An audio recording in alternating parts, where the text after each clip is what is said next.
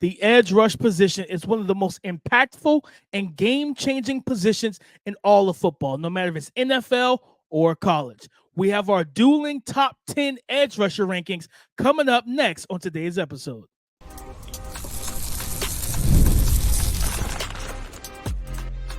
You are Locked On NFL Draft, your daily podcast covering the NFL Draft. Part of the Locked On Podcast Network, your team every day. What's up, Locked On family? Welcome back to the Locked On NFL Draft Podcast, your daily podcast covering your favorite draft prospects, part of the Locked On Podcast Network, your team every day. I'm your boy, Damian Parson. You can find and follow me on X at DP_NFL. I'm a senior draft analyst, and thank you for making Locked On NFL Draft your first listen today and every day. Shout out for being our everydayers. Got to kick the intro to Mr. LSU, Keith Sanchez. You can find and follow him on X at The Talent Code. Keep talking to him, baby.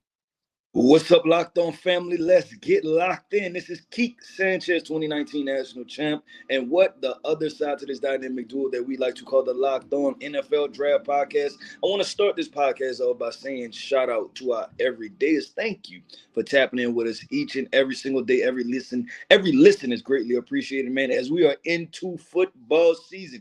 DP, we have to wrap up these rankings, man. We did quarterbacks, we did running backs, we did wide receivers, but you know us, man. We have to switch to the other side of the football. And we're talking about those edge rushers, right? The big money guys, the guys that get paid to sack the quarterbacks, man. So we're going to have an interesting conversation about comparing this draft class, right, as far as edge rushers to edge rushing classes of the past. And then we're going to talk about those first-round guys, right, those guys that are slept on. And then we're going to talk about those edges with a lot of potential. But, man, before we get into this really good conversation, DP, why don't you hit them with our title sponsor? Today's episode is brought to you by FanDuel. Now through September 22nd, all FanDuel customers can bet $5 and get a 3-week free trial of NFL Sunday Ticket from YouTube and YouTube TV. Just visit FanDuel.com/lockedon to get started. The 2025 edge rush group, Keith, the edge rush position, and I said in the cold open, the edge rush position is one of those impact game-changing positions in football, or as we call it, the premium positions, right? You need a quarterback, you need an offensive tackle, you need a wide receiver, you need a corner, and you need the edge. But when you look at this 2025 edge class through summer scouting, as we head into week one of college football, Keith, what's your big takeaway on this class overall?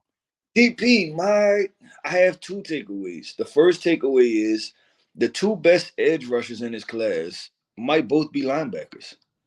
That's my big takeaway. Then the second takeaway, DP, is that this edge rusher class is called TBD, to be determined. I'll say this, I like it, but when I compare it to the classes of what that was the 2022 draft, right? When you're talking about Aiden Hutchinson, Kayvon Thibodeau, Jermaine Johnson, and I know I'm leaving off, I believe, two more guys. Yeah, Trayvon Walker, right? And then I think the very next class, when we had some really high-end edge rushers, I don't think it's those, even this past year class, I don't necessarily think it's those that, like when we talk about Latu Latu and Jared Verse, I think there's still a lot to kind of shake out with the edge rusher class for this year. And so my biggest takeaway, DP, would be the grade would be a TBD heading into the season. No, and I mean, I think that's fair. I'm kind of with you on that. I think my takeaway with this class, before we really get into the prospects and the lists and rankings and everything, is that this class right now is toolsy, it's traitsy, it's talented, but it's a lot of projection right now. And It's like there's some things that need to be ironed out. There's some things that we need to see improve before we can put them. Now, don't get me wrong, there's still a defensive loaded group in draft class in general. Last year, it was I think majority of the first round picks were mostly used on offense. 15 to 16. Well, Latu was the first somewhere in there, yeah. I think so. I think like the first 14 picks were like offensive guys, right? So it's like you don't usually see that. So I think defensively, this is a really good group. But Keith, when you talk about first round edges, so I have my list here of my top 10, and at the top I have James Pierce Jr., edge rusher out of Tennessee. Number 2, I got Abdul Carter. Those two have the exact same grade, so it really didn't really matter. They both tied for one. Abdul Carter out of Penn State, who's I think one of the guys you probably were mentioning or insinuating about being a linebacker. He played off-ball backer last year for Penn State. Now he's going to play full-time edge. Number 3, Michael Williams from Georgia. He played pretty much everywhere, but now he's supposed to play stand-up outside linebacker for Georgia. Nick Skelton, edge rusher, went to Texas A&M from Purdue. Patrick Payton, who we talked about not in the glowing way yesterday after the week 0 performance from Florida State, but he's still inside my top 5. Ashton Gillott from Louisville, Jack Sawyer from Ohio State, Jordan Birch from Oregon, Princely Umami Mellon from Ole Miss, and then JT Tuimoloau from Ohio State as well. And Keith, the top 3, the 3 guys I get a first-round grade to are the top 3. James Pierce Jr., Abdul Carter, Mykel Williams. And don't get me wrong, there's some projection baked in there. Like, Mykel is a guy that you see, he's not Trayvon Walker, but the body of work or the things that you had questions about with Trayvon, you're going to have questions about right now with Mykel. Do you have a full pass rush packet? Are you refined? Are you polished as a guy? Do you know how you're going to win snap after snap as a pass rusher? The answer is no. He's kind of a bull in the china shop that Kirby Smarts just opens the lock on the cage and let the bull loose. Just let the bull go, wreck shop, go do whatever you got to do and get back there.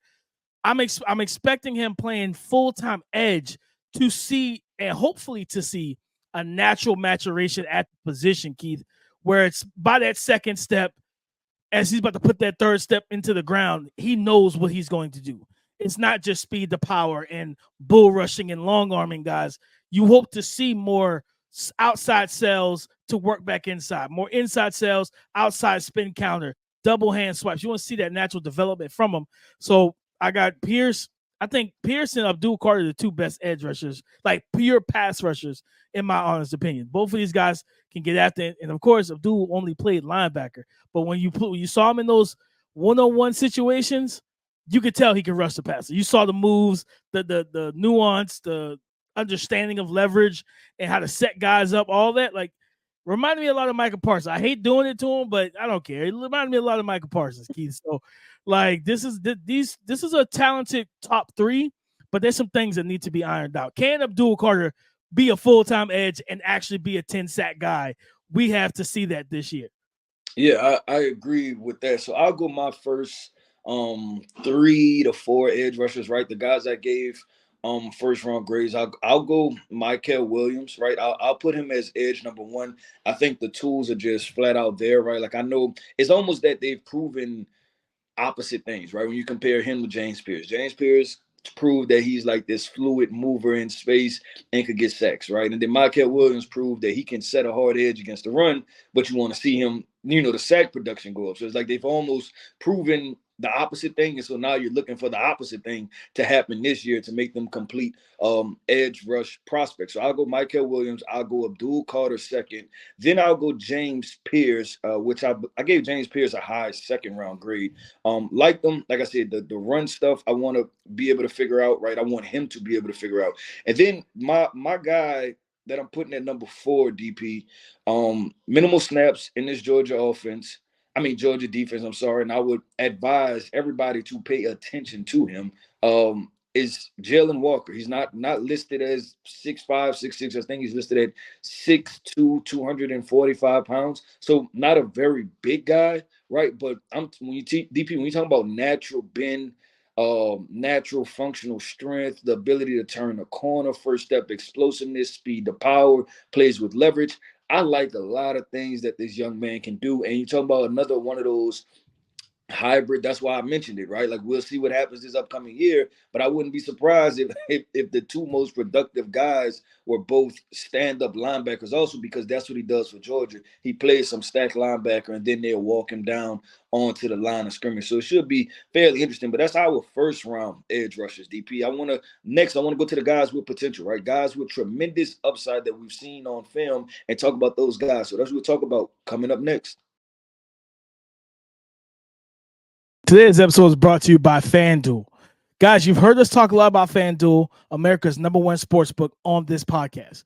We've discussed the preseason betting odds for MVP in the NFL, for college football, the Heisman, the college football playoff odds as well. Well, we have something a little different for you now.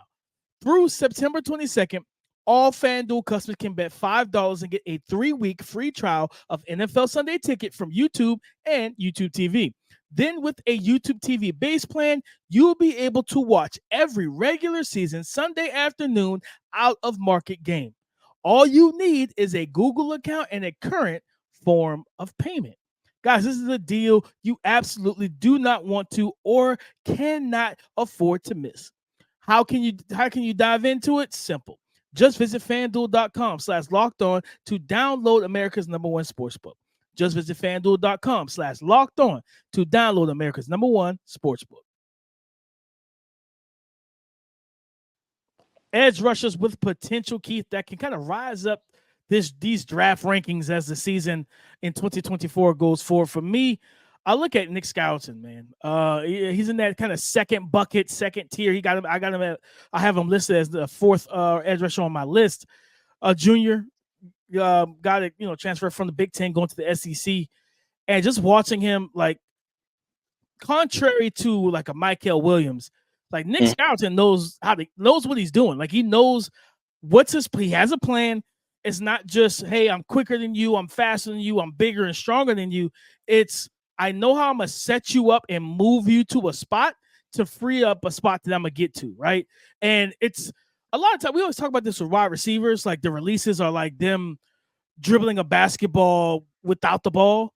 It's a lot of times the same thing with edge rushers. Like you as an edge rusher with your shoulder fakes, your steps, it's like dribbling in terms of moving your defender to a spot to get to your spot, right? We seen how many times we've seen a guard in the NBA dribble a guy out the way just to get to his pull-up spot.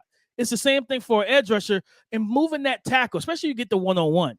And he's the type of guy that can sell the inside move, the outside move, and he probably has one of the best spin moves in the draft class at the edge rush position. Body type wise, and you tell me how you feel about his frame reminds me of Dwight Freeney. And I didn't check the measurements on both of the guys yet. On Nick Skousen and Dwight Freeney, but just looking when I was watching him and I looked at his body type, I was like, man, he kind of reminds me of Dwight Freeney frame rise. Now he's listed at 6'4", 285, and I'm pulling up Dwight Freeney's stuff right now just so I can make sure I'm not losing my mind and everything. Dwight Freeney was a little bit shorter. Dwight Freeney was more compact. He was 6'1", 268. So not totally off. But just like body type wise, that's what I looked at. But I think this guy has an opportunity in the SEC, Keith, on the Texas A&M team that people are going to definitely have their eyes glued to the TV on, especially if their offense can keep going. If you can knock off Bama, if you can get Georgia, whatever, and you can win against these other 4 or 5-star talented offensive tackles and be a game wrecker, especially on third downs. Like, with his strength, he's got good quickness, good agility, he's fluid. I like this kid, man. I think he has a chance to make a case for himself to be a late first round pick if everything goes right in 2024. Yeah, I agree with this, and he's going to come in, I think, at my number 5 spot, DP, from a hybrid situation, right? Because I know you've seen on film, right, when he was at Purdue and they reduced him down inside, and shout out to Purdue. That's disappointing, right? They lose Nick Scott and our guy Deion Burks in one offseason. Welcome to the transfer portal, baby. You might have 2 potential top 50 guys that you lost in the offseason. That's very unfortunate. But with Nick, I thought that the benefit in him was that he was versatile, right? A lineman versatile, that he can play some defensive tackle, but also play the edge, and then he can also.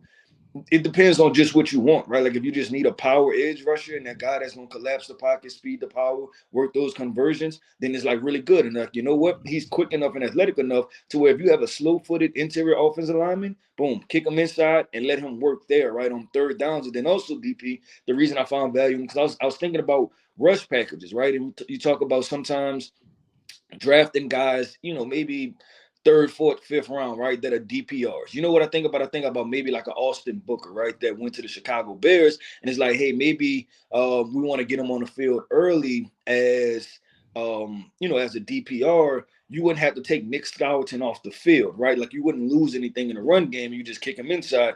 Or for a comp, DP, how does Justin Matabuke compare at all? And I know you're a lot more familiar with Justin, and it might not align at all.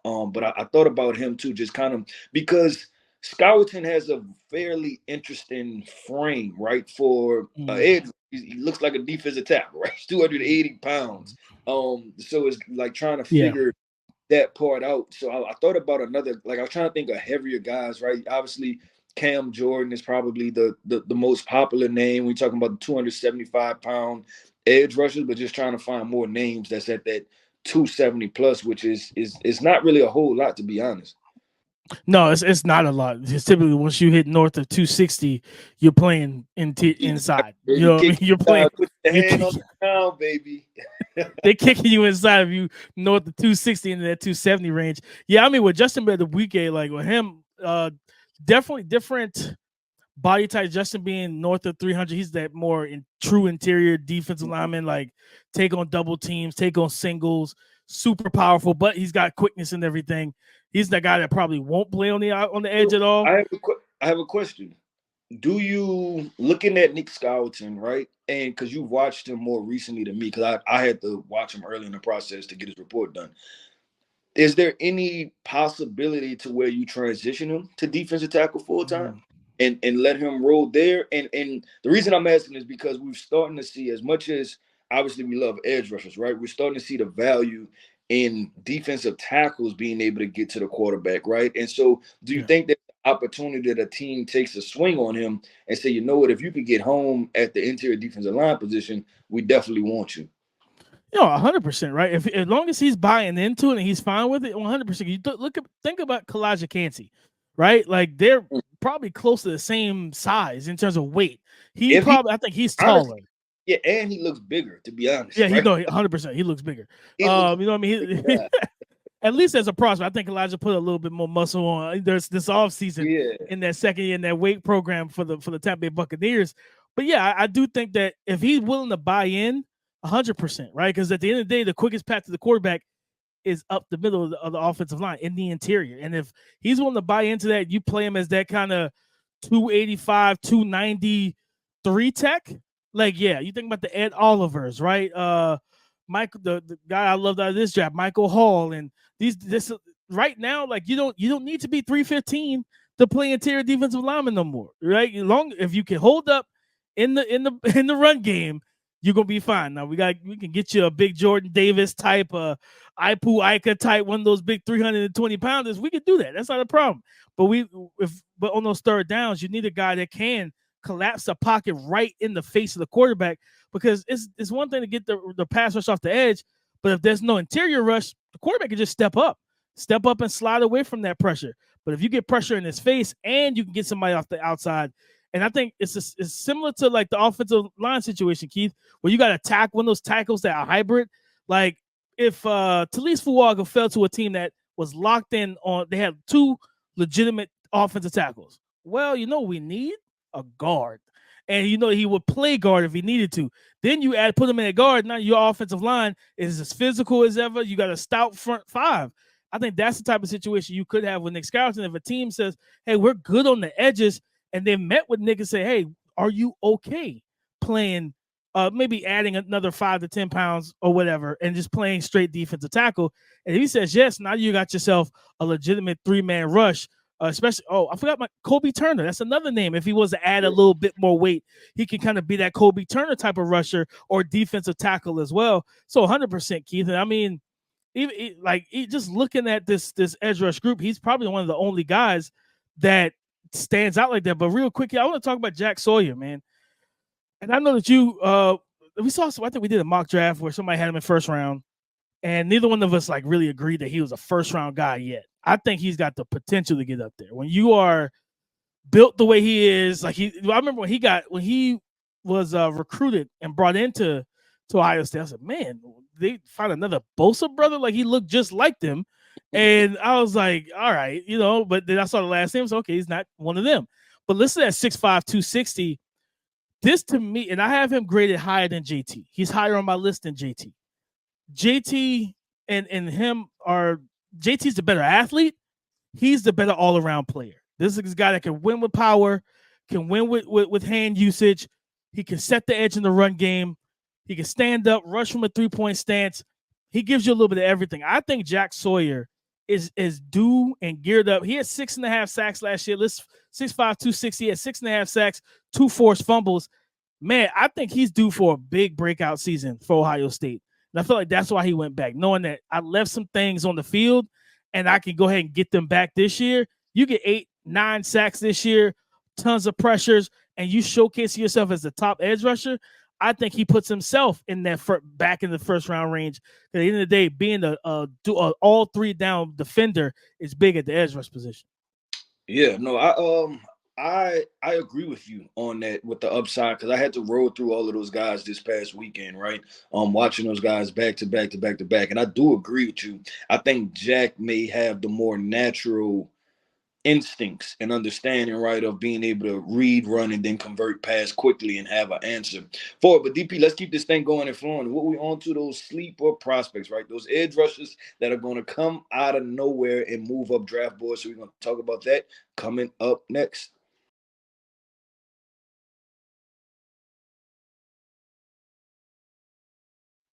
Thank you for making Locked On NFL Draft your first listen today and every day. Shout out for being our everydayers. Keep those sleeper edge rushers that fans need to be aware of. I got to go to Louisville. Ashton Gillette or Gillette. Either way. I think it's Gillette.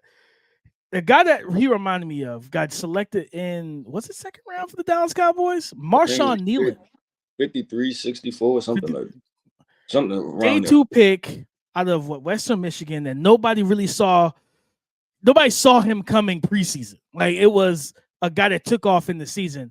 And when I looked at Ashton, I said, man, like, just watching him and the way he wins and how versatile he is in that front. Listed at 6'3", 275. So, like, body type wise, height, weight, and all, he very similar to Nealon. And he played reduced inside. He played edge. They widened him out a little bit. And watching him against Notre Dame, there was a rep where he was kind of head up on Joe Alt, but he was slanting. They were slanting, and he slanted, attacked the chest of the left guard. And you talking about not just tell him to have a seat. He tell him to take a nap. He put him on his back, tucked him in, put the pillow under his head and everything, and got to the quarterback, Keith. And he rushes from both. They move him around so much. And he's so effective at either rushing inside, outside, left, right. It didn't matter. 2-point stance. He's powerful. He's good in the run game. This is a name that nobody really talks about right now. But I think this is like Louisville. They got some defensive. Like Quincy Riley, the corner. Like, they does a good job recruiting and developing their guys. I think Ashton Gillette from Louisville, like I said, 6'3", 275, a sleeper edge rusher that you must know about. Every time Louisville's on TV, guys, if it's late night, whatever, tune in. Tune in, see what he's doing, because this guy can wreck games. And watching me against Notre Dame, he showcased a lot of different things, a lot of different alignment versatility. I think he's a big-time potential sleeper and riser for the 2025 NFL draft class.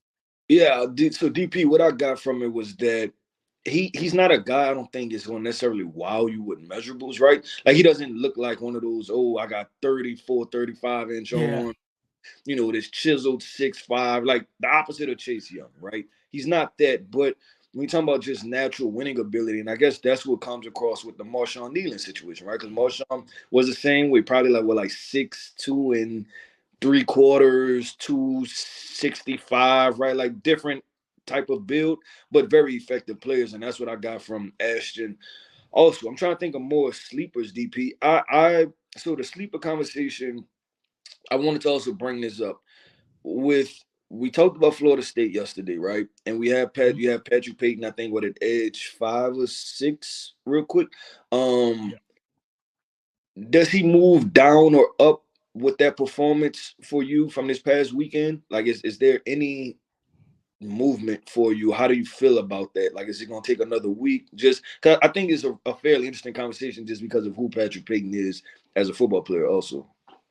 So funny enough, Keith, he was actually higher going into week 0. And after week 0, I was like, all right, I'm gonna bump you down a bit, bud. I'm gonna bump you down a little bit. I think he was running that 3-4 range. He was tied for that 3-4 spot.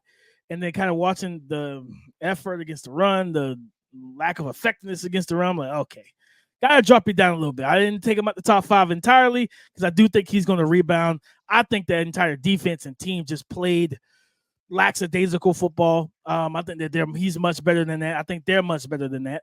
But I'm giving you a chance. I'm giving you grace.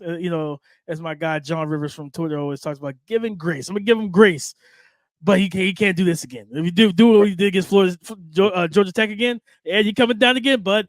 But I have it's just no, that's funny. I have two more things I want to talk about real quick. One, I'm gonna highlight Princeton Human Mealing, DP. Guy that I don't know where did he start at. I believe he started at Florida, right? Yeah, he did. He definitely started at Florida. Yeah, Florida. And draft fans, right? Like very familiar, but surface level, people that are paying attention to their draft, right?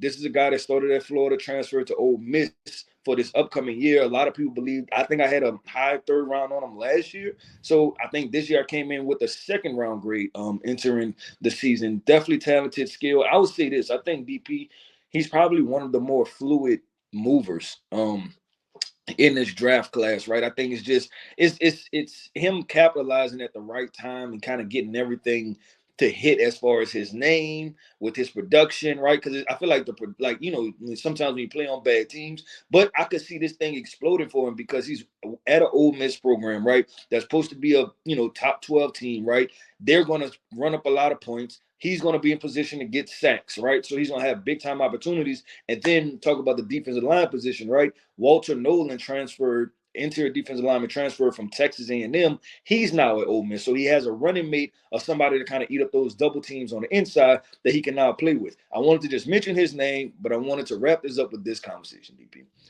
Mr. Harold Perkins.